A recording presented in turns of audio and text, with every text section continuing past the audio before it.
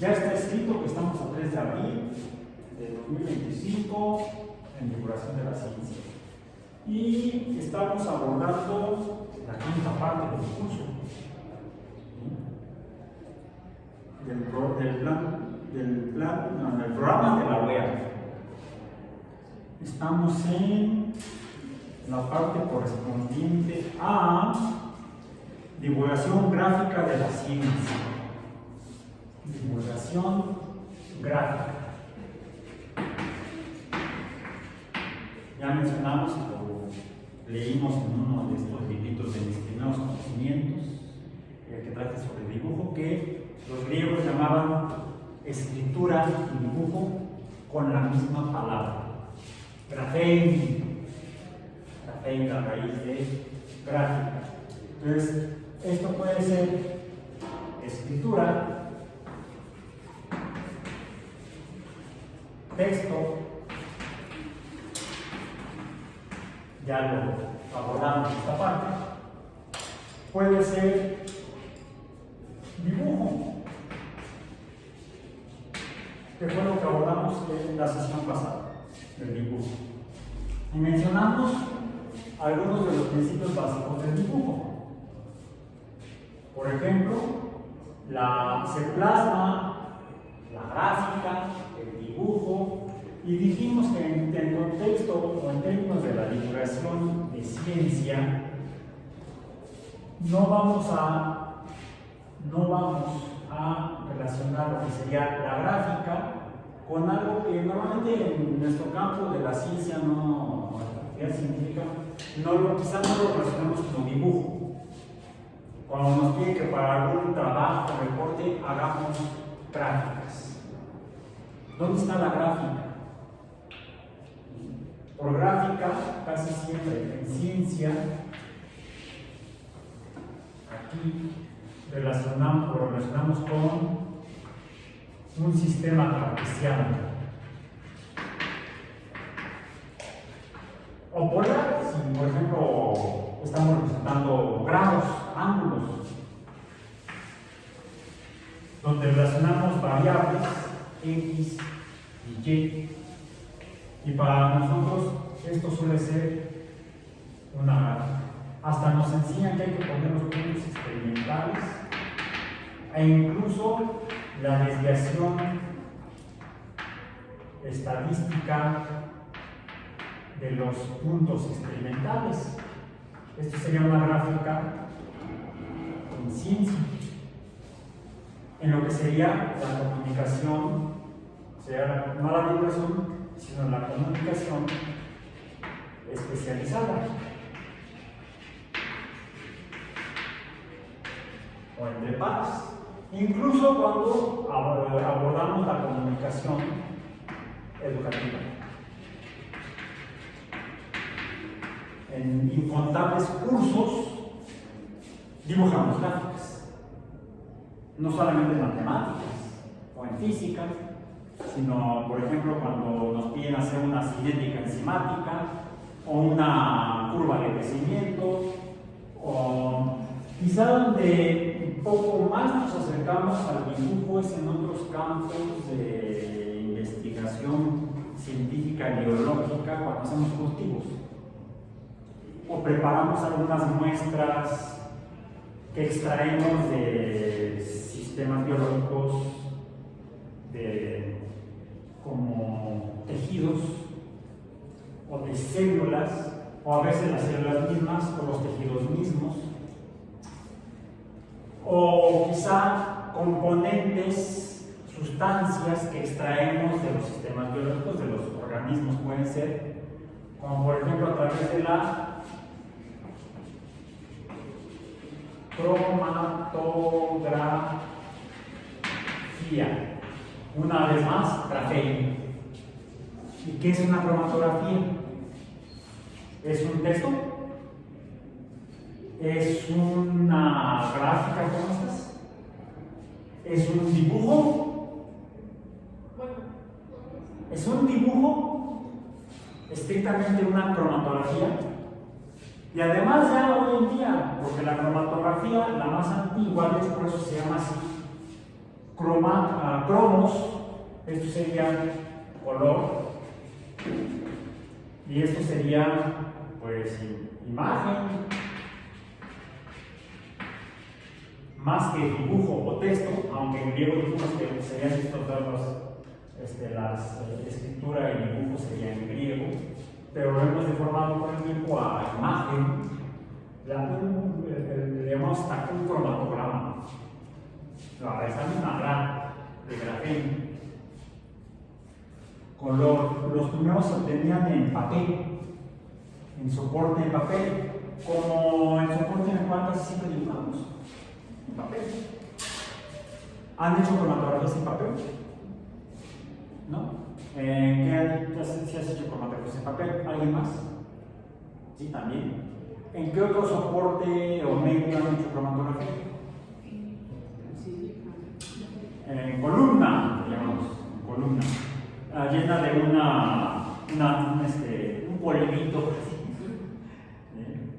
que a veces se aplica se aplica como película sobre una placa de vidrio, y eso me recuerda a las cámaras fotográficas antiguas.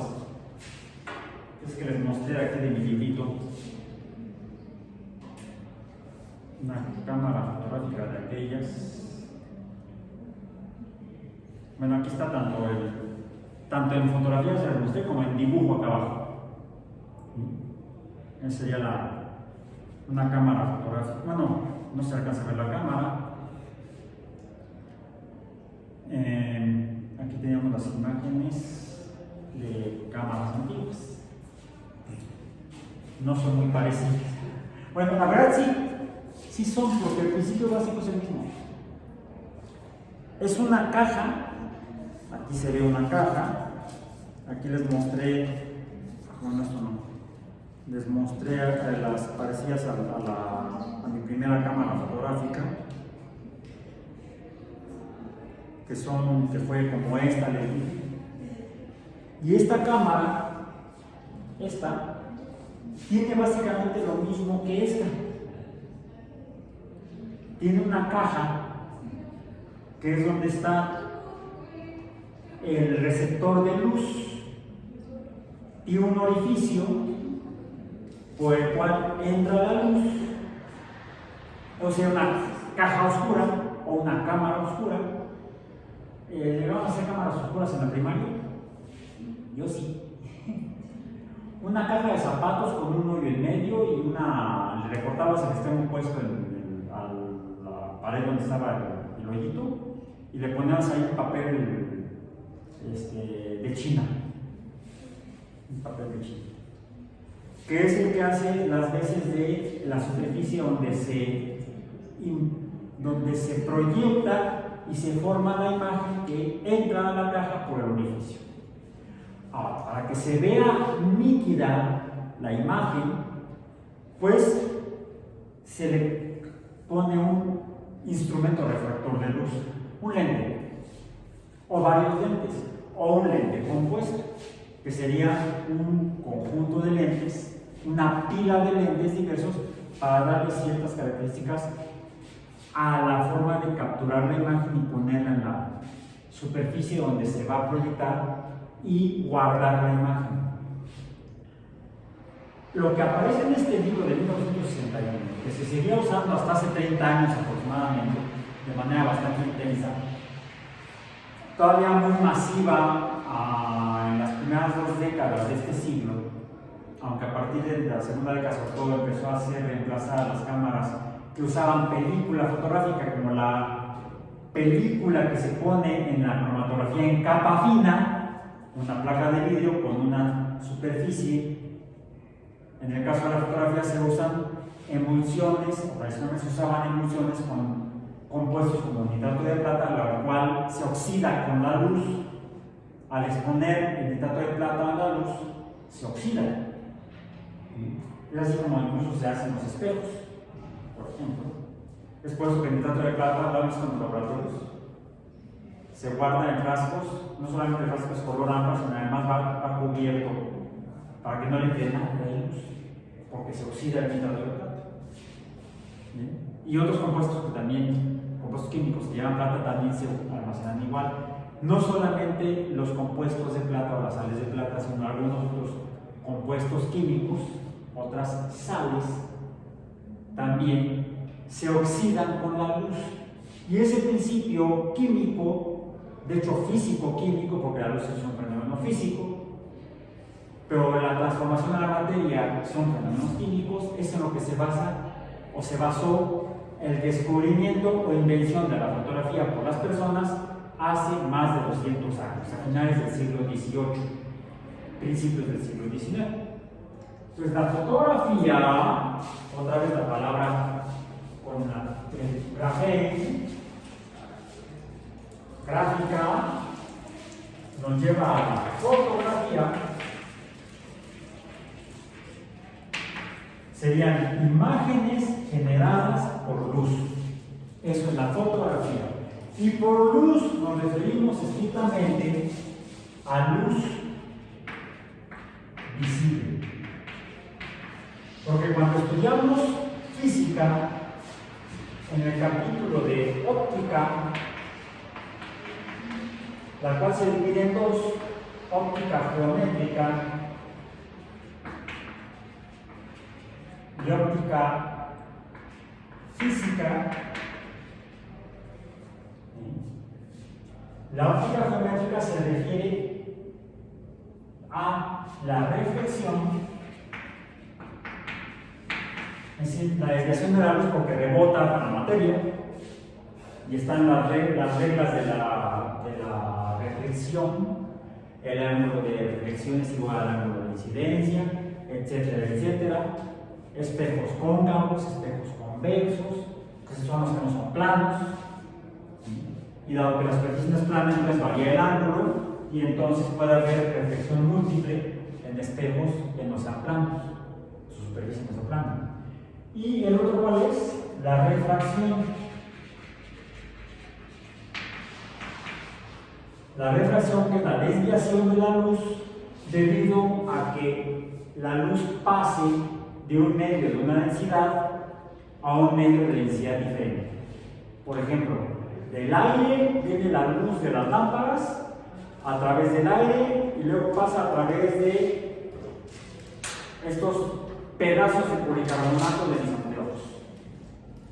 Y entonces desviar la luz para que yo los pueda ver nítidamente. Si no, como dicen mis hijas, veo manchas. Ese par de micróspidas, así me lo dicen. Bien, bueno, entonces, sí. Por eso no le tengo miedo a nada. Porque tengo 2 hijas. Después de esa experiencia, échenme por tercera. Bien, entonces, esa es la óptica geométrica, la que describe los fenómenos de reflexión y de refracción. Hay otro principio físico, otro fenómeno físico que complementa la refracción y que se parece a la reflexión. La refracción o desviación de la luz no solamente depende porque pase de un medio de una densidad de un valor numérico a un medio de una densidad que puede ser mayor o menor. En este caso pasa a través del aire, baja densidad, al policarbonato, mayor densidad. Y luego pasa a través del aire, otra vez, del policarbonato al aire, de mayor densidad a menor densidad.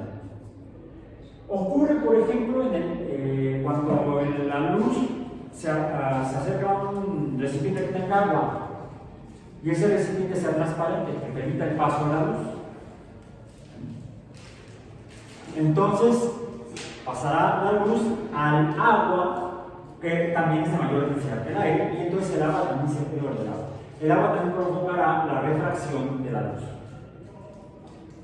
Pues cuando vemos algo adentro de un vaso o un recipiente con agua, vamos a ver los objetos deformados y quizá en una posición en el espacio líquido que no es la posición real, debido a que la luz se refracta por la diferencia de densidades, aire-agua, pero también en el caso de esto, ¿cómo le llaman a los pedazos de policarbonato que tienen mis anteojos? Lentes. Y cómo son? ¿Son planos? No, los giros tampoco. Tienen curvas, como pueden tener también los espejos. Entonces la densidad depende de dos factores. La diferencia de la refracción depende de la diferencia de densidades entre los medios a través de los cuales pasa la luz y depende del ángulo con el que incide la luz y con el cual sale la luz una vez atravesada la materia de densidad diferente. Entonces depende de los factores de la refracción. Y este es un concepto importante cuando hablamos de fotografía. Porque entonces podemos tener, de la refracción dijimos, dependen los lentes. Y los lentes tienen una característica fundamental importante en cuanto a la fotografía, que es el ángulo, o los ángulos, vamos a decir, los n ángulos, porque todo lente tiene al menos dos superficies: la superficie de incidencia y la superficie de salida. Y las curvaturas pueden ser diferentes. En el caso de mis anteojos, la incidencia, es decir, por donde llega la luz, la curvatura es convexa, es decir, hacia afuera, como una montañita, como una lomita. Y por donde sale hacia mis ojos es cóncava, como un hoyo, como una cavidad, de ahí que sea cóncava. Estos serían dos lentes cóncavos convexos, porque puede haber lentes que se usan mucho en fotografía, que sean las dos superficies, la de entrada y la de salida, convexas. Ahí hablamos de lentes convexos o biconvexos. Entonces podemos tener combinaciones de superficies. Podemos tener lentes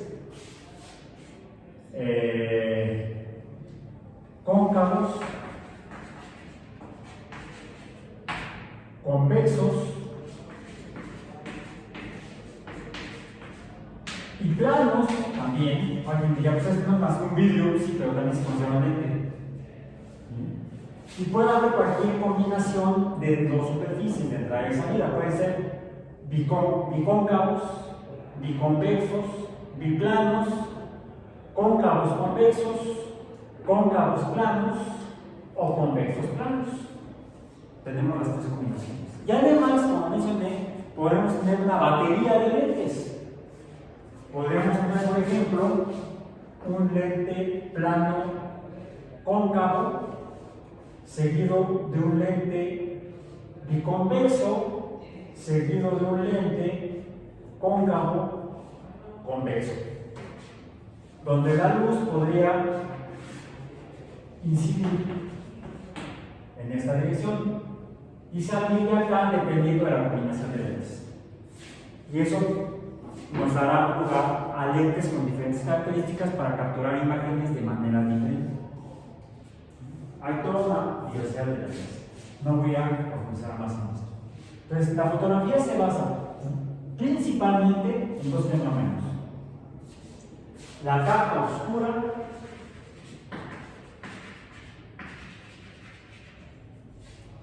este es uno, los lentes y la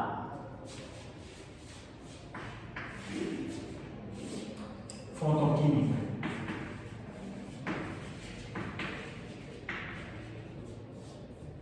Fotoquímica, aún en la fotografía actual. Es así como lo hacen en el siglo XVIII, XIX. Y esto tiene que ver con la óptica física, que esta se descubre gracias a la refracción, porque la óptica física es la que descubre los colores en el espectro de la luz visible. Por Isaac Newton, 1600, en realidad, nació en 1643, en 1665, durante la epidemia de peste, él descubre el espectro de la luz blanca La luz blanca está formada por, él dice 7 colores, nosotros manejamos 6 de manera más simple, porque así tenemos los 6 colores del espectro. Los vamos a dibujar en un círculo, el círculo cromático, otra vez cromos, no cromos, sí, color. Grafeno es imagen, cromos es color, y vamos a dividir el círculo en 6 espacios aproximadamente iguales. Y en el espectro de la luz blanca o luz visible o blanca, Newton describe la existencia del rojo, luego el anaranjado, luego el amarillo. Lo dice Roy. ¿Ese cuate quién es? ¿Por qué Roy? Porque está en inglés. Ahorita vamos a ver por qué en inglés. Red, orange, yellow. Dije rojo sería R, anaranjado sería A, amarillo sería A. Ahí le pongo N de naranja. No, porque no son las naranjas son medio amarillitas. Entrada. Las naranjas no son anaranjadas. Las mandarinas son más anaranjadas que las naranjas. Cosas de la naturaleza, de los colores de la naturaleza. Amarillo, luego verde, green, luego azul y luego violeta.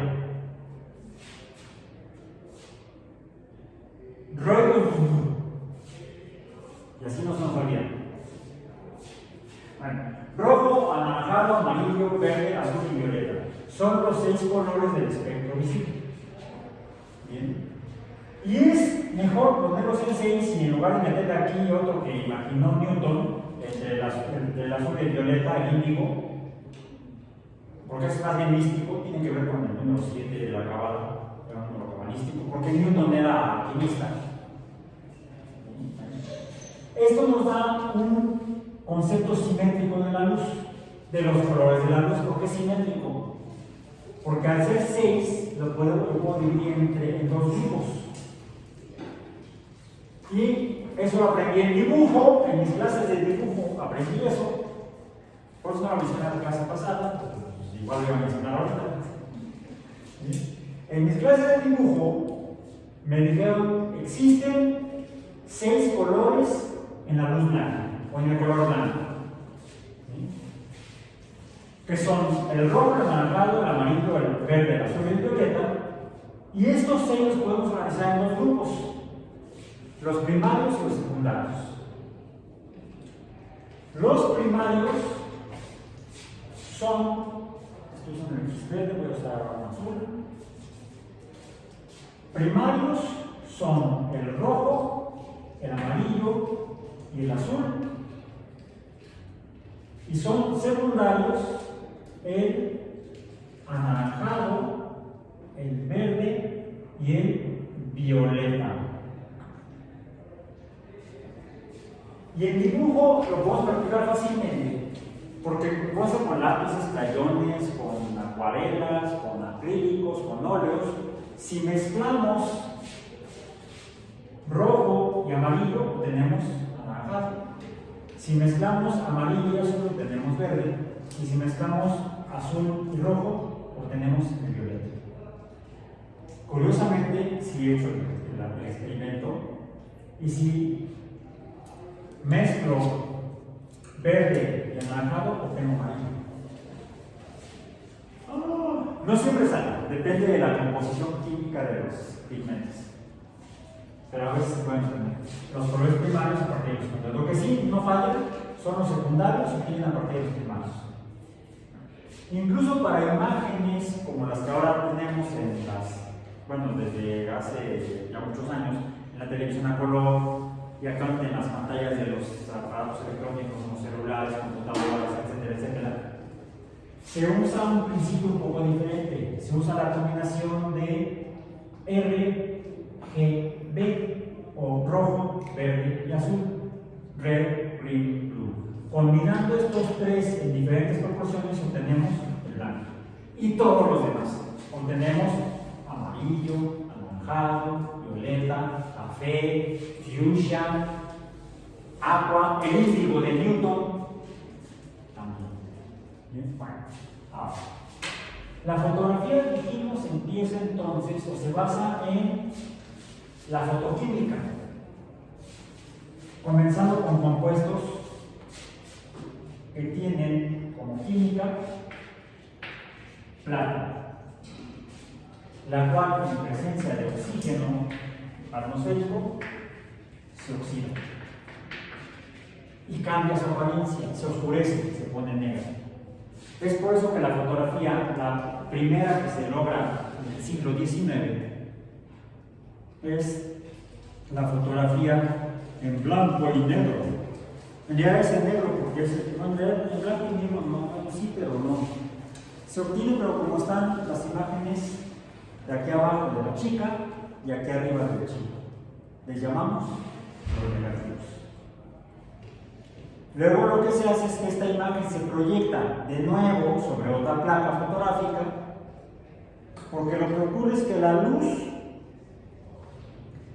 luz oscurece al retrato de plata. Entonces, donde entra la luz a la cámara, si usamos una película que tenga compuestos de plata, va a registrarse la luz como manchas oscuras. Pero entonces tenemos una imagen al revés de lo que estamos viendo. Yo veo algo iluminado y espero que se vea claro o blanco, si es blanco, o de colores claros. En cambio se ve negro o gris, se ve oscuro. ¿Qué tendría yo que hacer para obtener la imagen a que le llamamos el positivo, o la imagen en luces y sombras del objeto capturado? En algunas ocasiones dicen que los pueblos antiguos, los que no entendían esto, dicen que capturaron mi alma, capturaron mi espíritu. No, todo era cuestión química. ¿Han podido ver la película de George de la Selva? Por ahí sale ahí el personaje, no es el malo de la película, es el tarado de la película, que los guías africanos le enseñan fotografía a no que se quiere ver muy arrogante. Bueno, lo que hacemos es que entonces tomamos la placa ya fotografiada, le hacemos pasar luz que se proyecte sobre otra placa fotográfica y lo que va a ocurrir es al revés. Ahora sí vamos a obtener las luces donde las queríamos ver y las sombras donde se proyectan en el objeto real. Es así como se hizo la fotografía durante muchos años. Se capturaba la intensidad de la luz a través de la oxidación de compuestos, sales de plata principalmente. Se logró luego obtener imágenes modificando otros compuestos químicos y se obtenían imágenes con diferentes colores. Y a través de ese juego de sustancias químicas, del estudio de la fotoquímica, se logró desarrollar finalmente la fotografía a color. Ya desde primera mitad del siglo pasado, incluso aunque luego vemos películas originales, fotografías originales de la Segunda Guerra Mundial, ¿cómo las publican? Casi siempre en blanco y negro. No, ya se usó fotografía a color. En la década de los 30 ya se hacía fotografía a color, solo que era mucho más cara que en blanco y negro. Hablando de lo que vamos a ver más adelante, de no las imágenes fijas, que es la fotografía, esto es fotografía de imágenes fijas. Imagen fija, es la fotografía convencionalmente. Pero se logra capturar imágenes y que se vean como que se están moviendo. Le llamamos el cine o fotografía en movimiento, movie picture en inglés, imágenes en movimiento.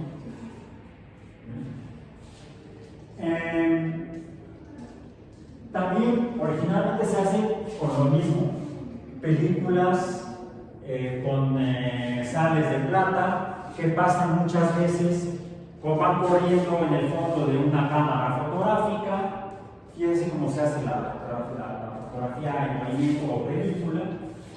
Y las primeras películas a color ya se logran en la década de los 30. La primera película de dibujos animados, de largometraje, recibió hasta un Oscar especial. Estoy hablando de... ¿Cuál fue? Es más, no recibió un Oscar, recibió 8 Oscars. 8 estatuillas. Una grande y 7 chiquitas. ¿Cuál fue? Blancanieves y los 7 enanos. Fue el primer largometraje a colores. Ya antes se habían publicado, se habían difundido cortometrajes a colores, por ejemplo, producidos por el mismo Walt Disney o Walter Disney. Ya en la década de los 30, principios de los 30. Antes de esto todo era blanco y negro. Se logra la fotografía a color química. Finalmente, a finales del siglo pasado, se trabaja en la segunda mitad del siglo pasado, en el segundo tercio del siglo pasado, se trabaja para lograr capturar las imágenes ya no en geles, sino a través de transformación fotoelectrónica. Finalmente queda la oxidación. La oxidación es pérdida de electrones, movimiento de electrones. Es electrónica, es física. Si logramos hacerlo en un circuito eléctrico y podemos eso almacenarlo de alguna manera en algún sistema de almacenamiento electrónico, es decir, de electrones, pues se trabajó en el desarrollo de la fotografía electrónica. Finalmente, aunque la electrónica que se desarrolla inicialmente en el siglo XX es una electrónica analógica, o sea, se miden cantidades eléctricas, pero en cantidades continuas, no discretas, se ve que la más eficiente es almacenar la información en forma de valores numéricos discretos. 1, 2, 3, 4, 5, aunque en realidad se usan unos ceros, y no variantes de 1 a 1.111, 1.112, y así en valores más continuos. Esto sería una gráfica continua. Esto sería una gráfica de barras. Es una gráfica discreta. Y aquí se desarrolla el concepto de almacenamiento de información digital. Es un concepto matemático, es una acción matemática, pero se puede usar gracias a la existencia de la física cuántica, donde lo que tenemos son valores discretos de energía. Por ejemplo, en electrones o en fotones, y podemos ser un fotón equivalente a un electrón. Y es así como conceptualmente se desarrolla la teoría para la fotografía digital y finalmente se logra a finales del siglo pasado. Era carísimo. En la última década del siglo pasado, en los 90, ya había cámaras fotográficas digitales, pero eran carísimas y muy malas. Además, las imágenes estaban chafísimas. ¿Por qué? La fotografía se basa entonces en la luz que oxida o transforma algo, pasa a través de un edificio, lo afinamos a través de refracción con lentes y lo capturamos como el dibujo en películas. ¿Bien?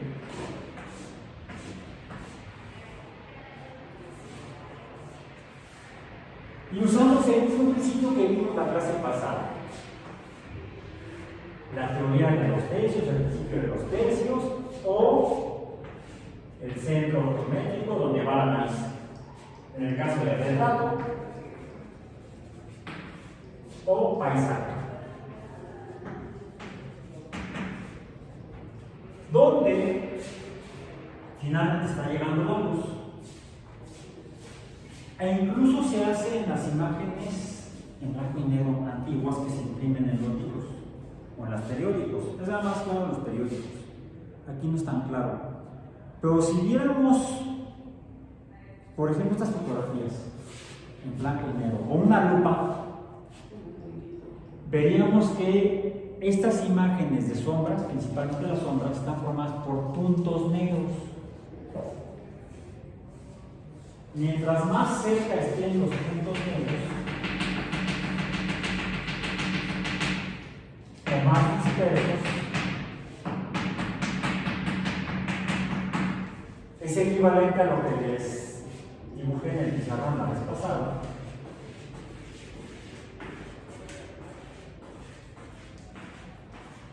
Para darle volumen a un círculo y a no ser un círculo sino una esfera en 2 dimensiones. El sombreado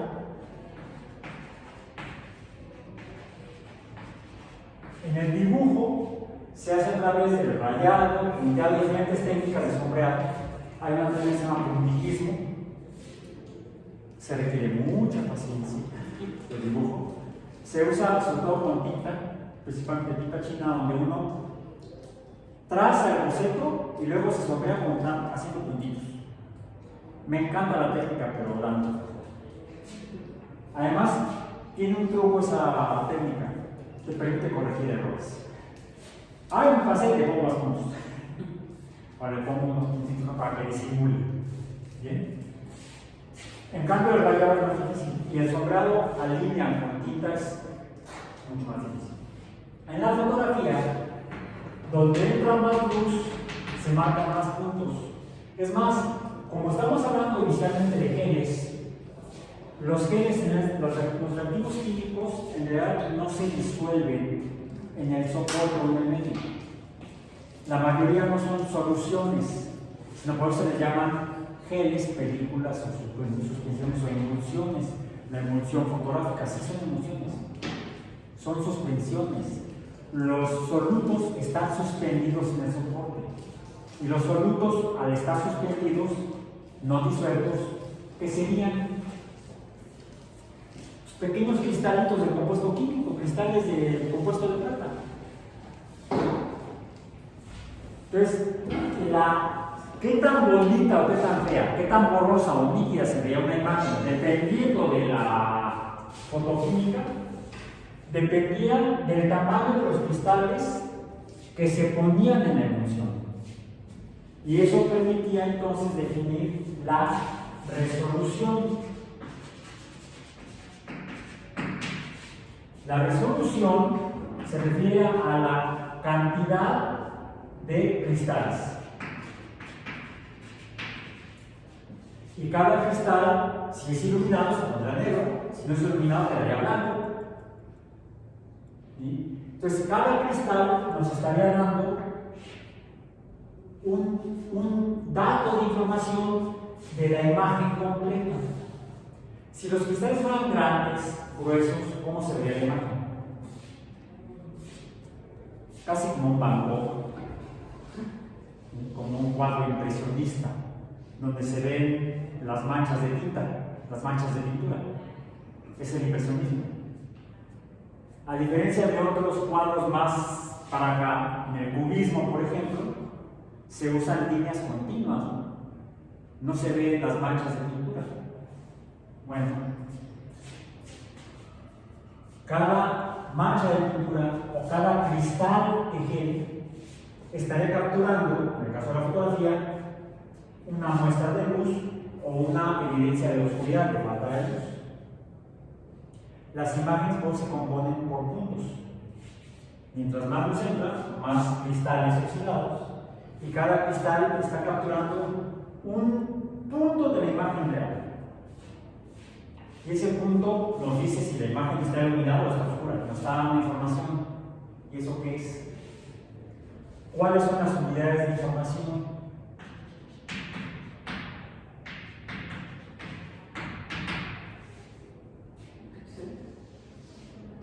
Casi. Los bits. Los bits. En el caso de las imágenes, efectivamente un bit correspondería idóneamente a un píxel. Bueno, los píxeles ya son en la fotografía digital, no así en la fotografía química. Ahí no son píxeles, se les llaman puntos. Se llaman puntos. Y la resolución dependía del número de puntos que depende de la finura de los cristales. Así se decía que había película de grano fino o de grano grueso. La película de grano grueso te daba imágenes más como borrosas, vamos a decir, pero eran más sensibles a la luz. Pero si tú querías tomar fotografías con poca luz, usabas película de grano grueso. Se ve medio borrosa, sí, pero se ve.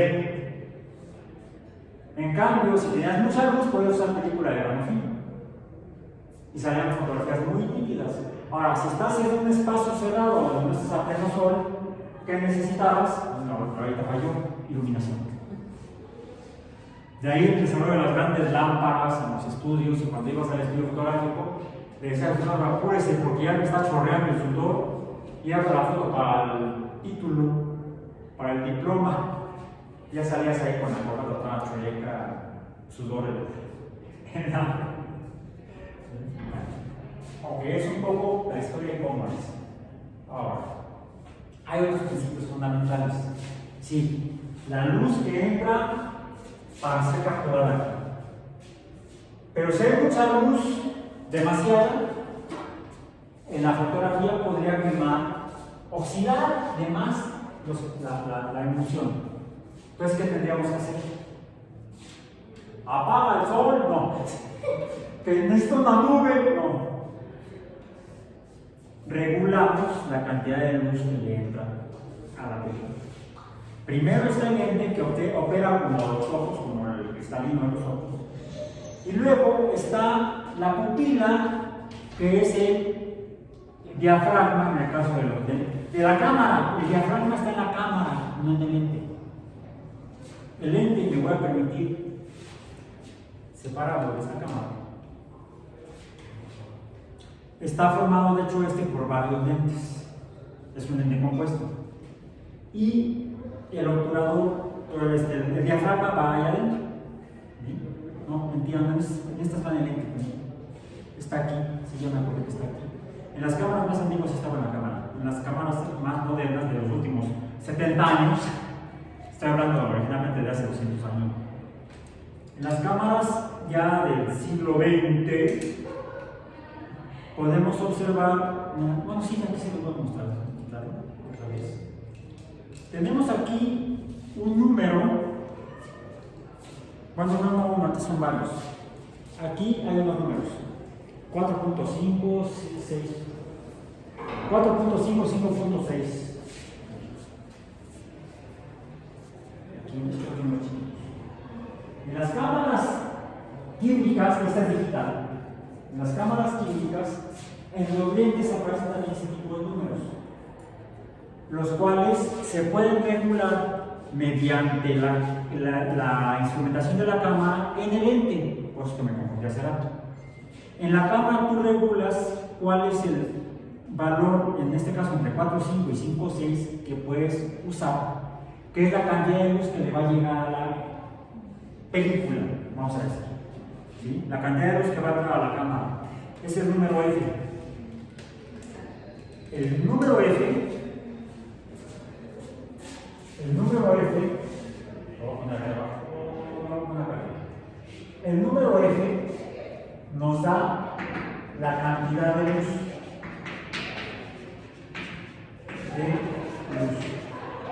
Y el número F es proporcional el resto es proporcional a la cantidad de luz. Es inversamente proporcional a la cantidad de luz. Es inversamente proporcional a la cantidad de luz. Es decir, si el número es grande, a la película le llega poca luz. Si el número es pequeño, a la película le llega mucha luz. ¿Cómo usarlo? ¿Por qué le llega poca luz? Porque está oscuro, está nublado, puede ser de tarde o de noche. Entonces necesitamos un número F. Si hay poca luz,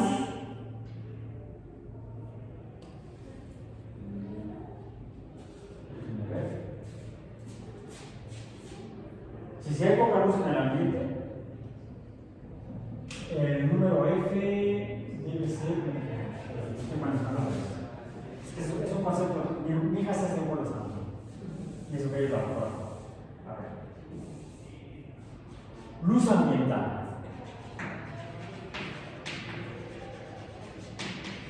Mucha luz, oscuridad. Aquí necesito un F, por ejemplo, 22. Si hay mucha luz. Lo que varía, lo que es inversamente proporcional es la cantidad que llega a la película. La película. ¿Sí? Necesito que le llegue menor cantidad de luz. Entonces aquí, si hay mucha luz en el ambiente, en la película entonces habrá poca luz. Necesito que le llegue menos luz a la película, porque hay mucha luz ambiental. Entonces uso un F grande. Si está oscuro, entonces en el ambiente uso un número F pequeño, por ejemplo 4.5. Puede haber menores hasta 1.f. Entonces en la película va a haber más luz. Necesito que le entre más luz a la película, entonces uso un F pequeño. Necesito que le entre más luz, ¿por qué? Porque el ambiente está oscuro. Si el ambiente está luminoso, entonces necesito que le llegue menos luz a la película. Entonces uso un F grande. Este es el número F. Es un número importante. Hay otro número que normalmente podemos variar, no importa si es fotografía antigua, fotoquímica o fotografía digital, aunque en las cámaras podemos, actualmente las digitales podemos manejar otro número que tiene que ver con la resolución de la película. La resolución son los cristales grandes. Decíamos que esto nos daba. No tenemos al revés. Si el ambiente era oscuro, había poca luz, decíamos que necesitábamos cristales grandes. O grano grueso. Cristales o grano. Esto es importante para los que todavía usan películas. No me mostraste una cámara con película la vez pasada. O grano fino.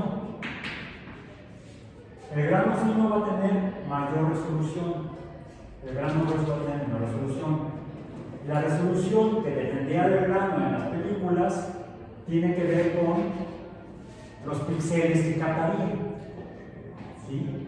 Tendría más píxeles. ¿Cómo se llama eso?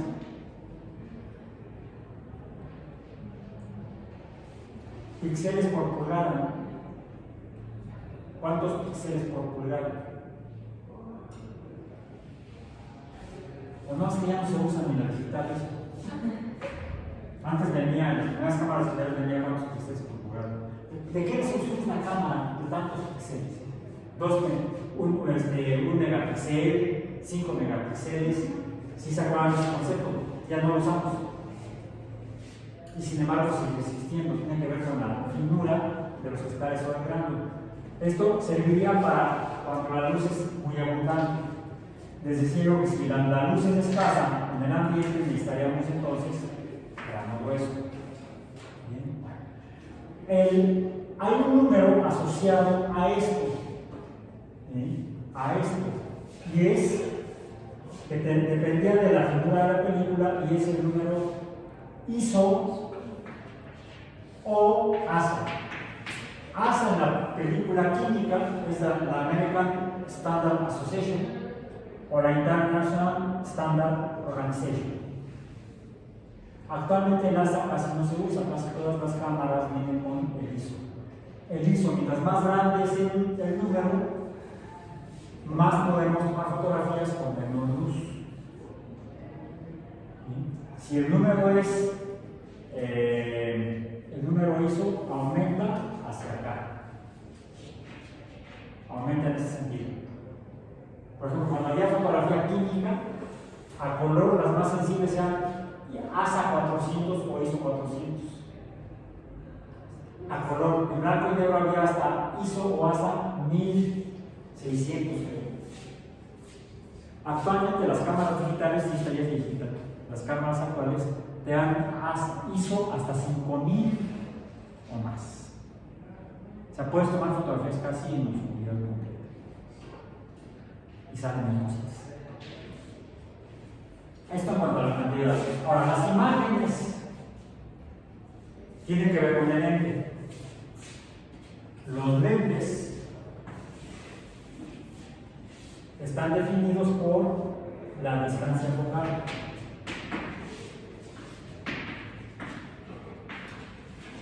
En milímetros.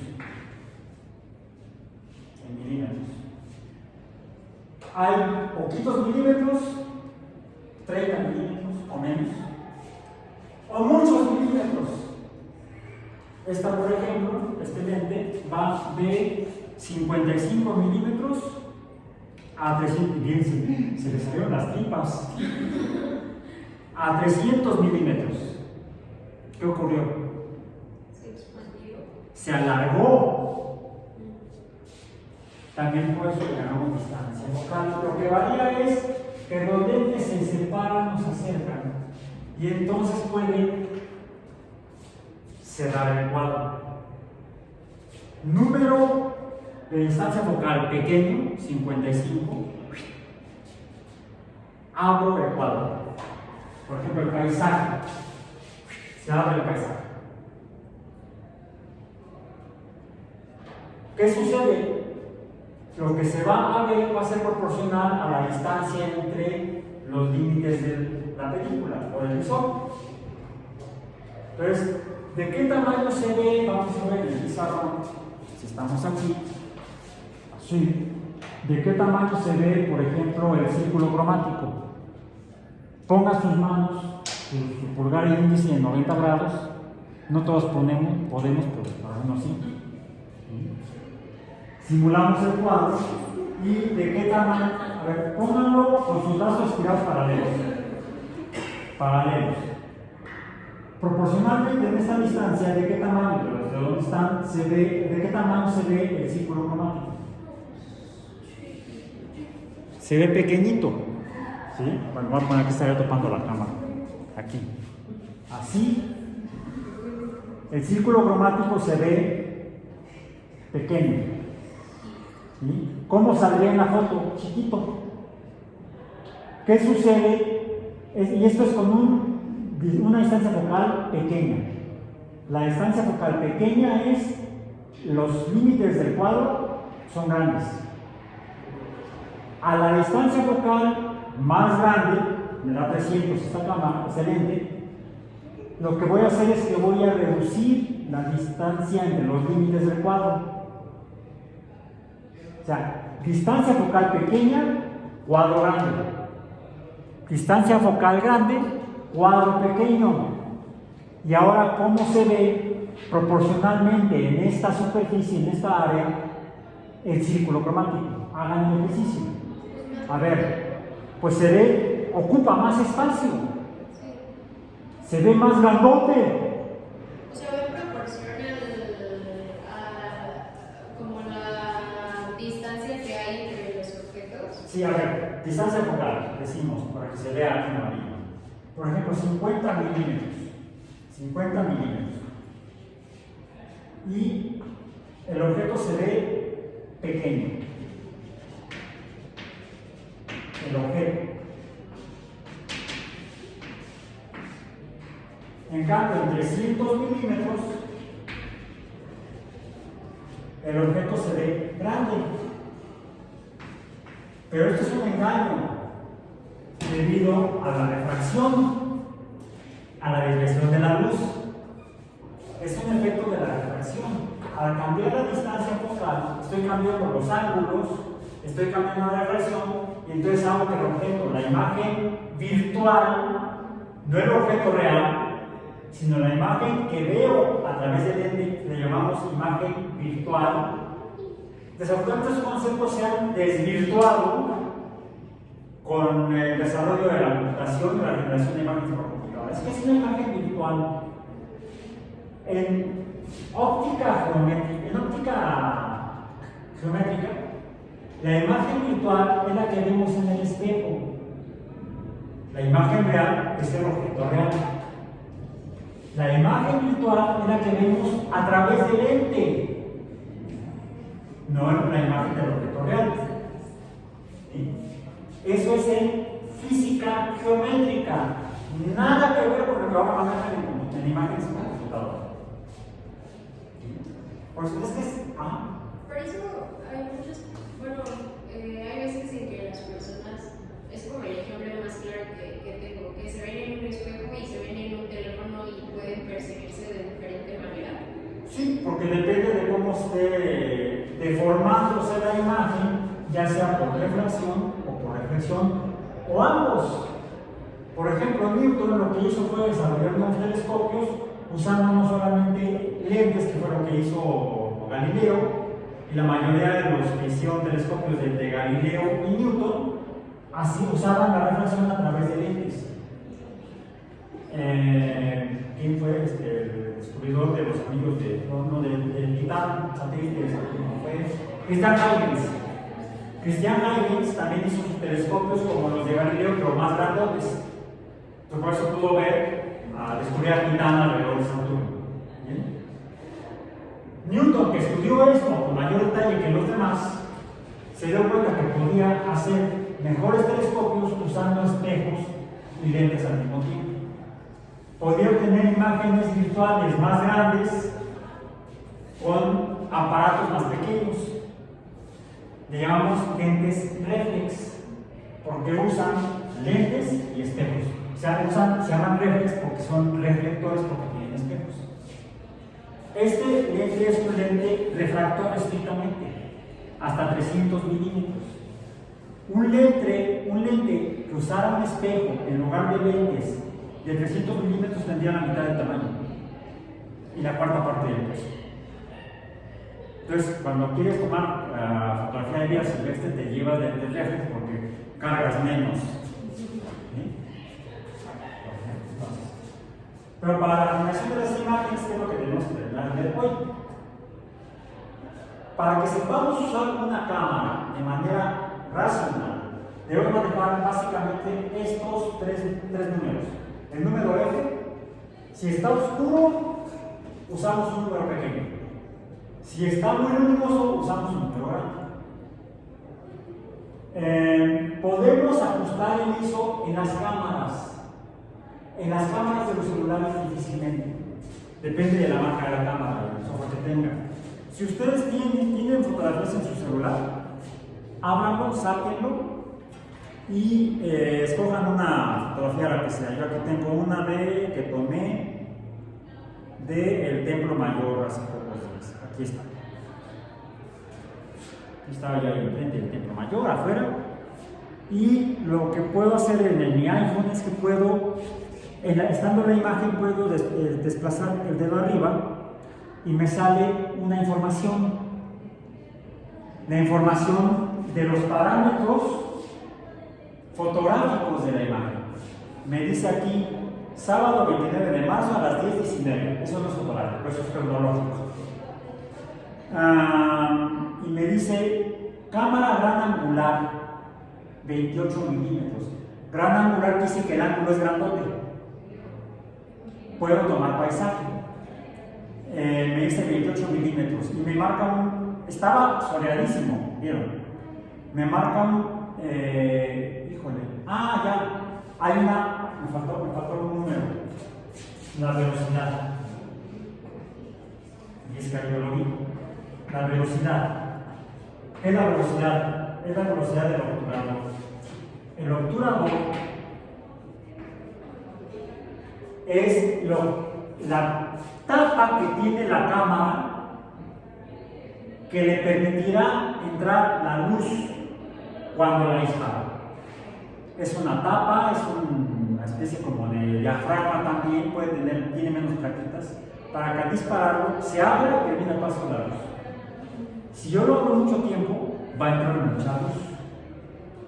Le llamamos tiempos grandes. Cuando está oscuro, hay un problema. Si alguien pasa, o si es una persona, sale movida.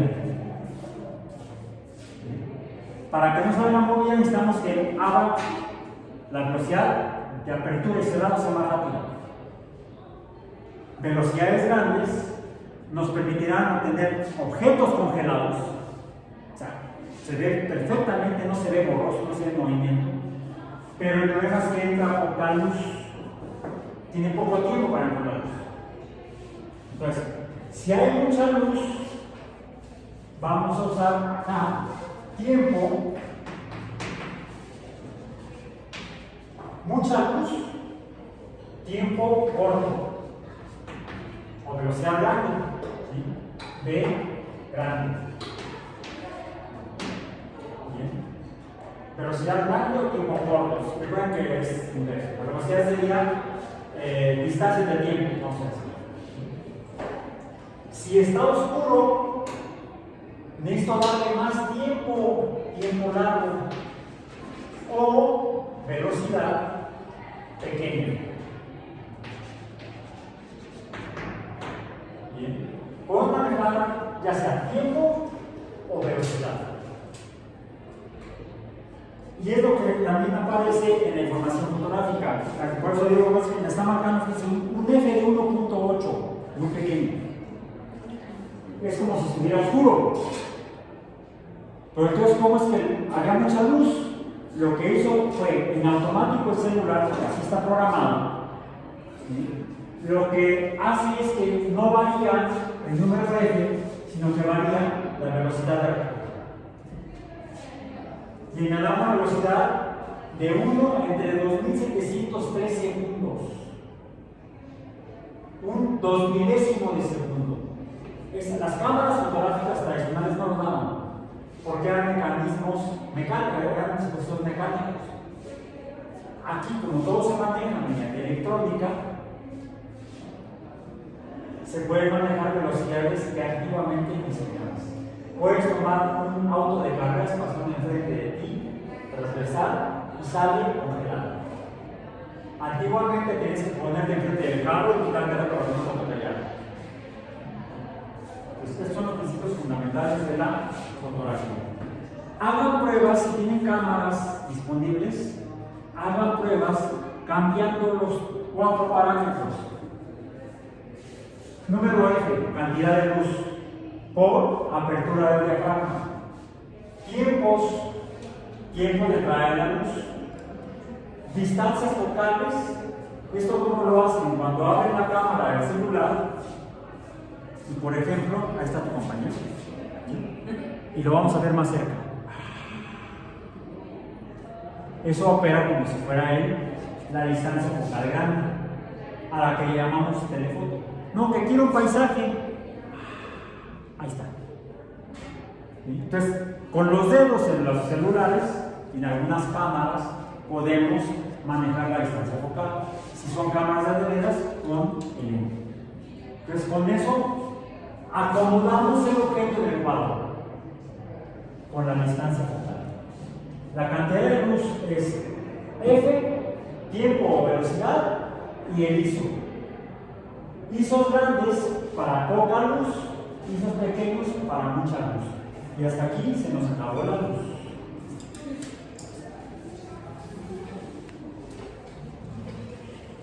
Ay, no quiere.